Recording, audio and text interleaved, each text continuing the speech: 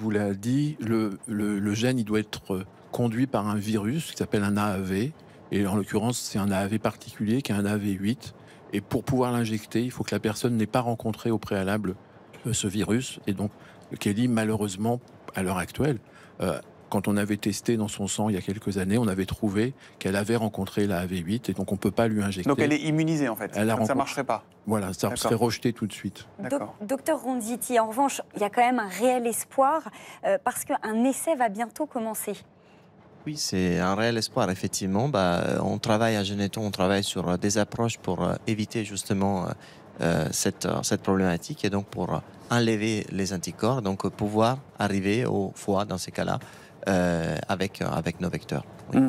On parle de ce problème de séropositivité au vecteur. Si j'ai bien compris, c'est quand on a déjà rencontré le virus et que donc ça ne fonctionne pas.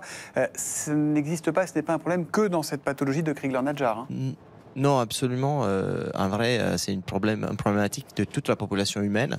Et donc, dans toutes les pathologies rares et non rares, il y aura toujours un pourcentage en fait, des populations qui sera atteinte, qui aura ces anticorps-là, et donc qui ne pourra pas être traité. Mais ça, c'est une marge de progression. On peut espérer que demain, après-demain, grâce à la recherche, on va pouvoir trouver une solution à ça. Oui, absolument. C'est pour ça qu'on travaille. Ouais.